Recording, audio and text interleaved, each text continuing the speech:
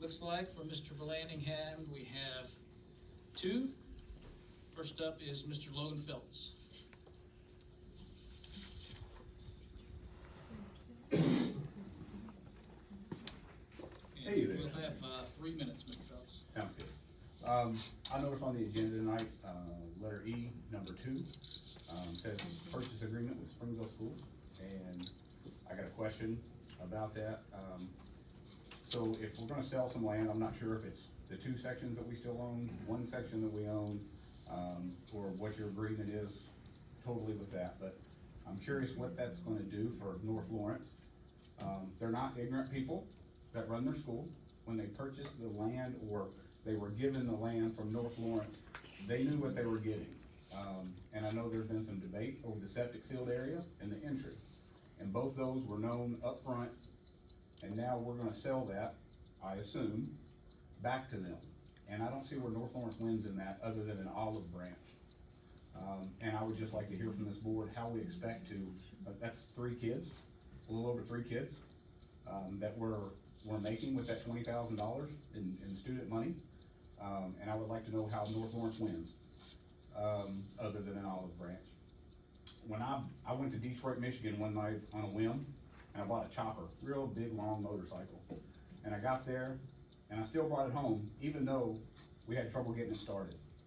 I knew what I was getting when I got it. It sits in my garage. I rode it for a little bit. I enjoyed it. But now it's more of something to look at, but I knew what I was getting. I wasn't rooked. And I wish this board would just tell us how North Lawrence financially wins in that situation. The other thing is E1. On that, it says donation, and I'm just, on the board docs, I didn't see anywhere where it said what exactly it was. If it's gonna be like it was in the past, where we just have a public auction, and we sell these things that we don't need anymore, or what the donations are and where they're going. I would just either have a transparent document that people could review before we came here. And I know there's administrators were asked what they needed in their buildings, and they talked to our teacher, our administrator talked to us in our building what our needs were. But maybe there was something in that building that teachers didn't know they need. So before anything's given away, I would like an opportunity for teachers, I don't know that I need anything, but if teachers wanna go through and say, hey, I needed that globe for my classroom, or I needed whatever, I would like that opportunity to be had before we had a for sure auction date, or we gave anything away. Thank you. Thank you, Mr. Phelps. I do think some of that will come out in the discussion on those agenda items. Thank you. Next up, we have Mr. Randy Baker.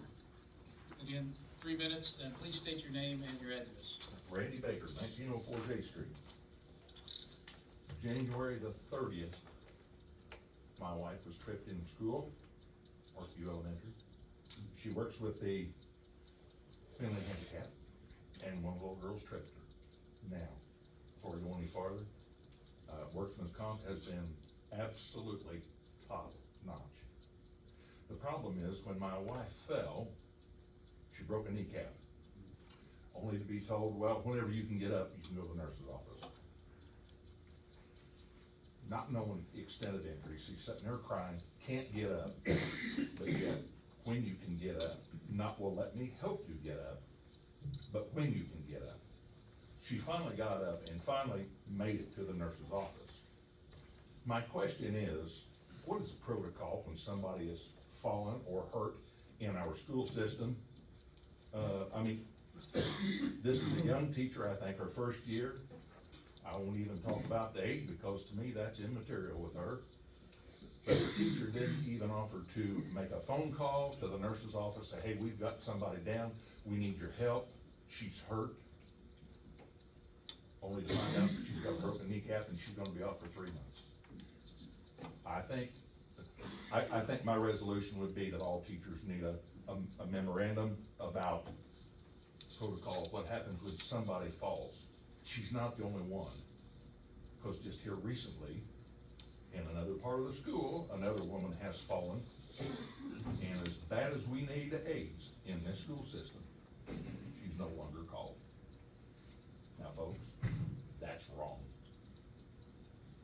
That's all I have to say. Thank you.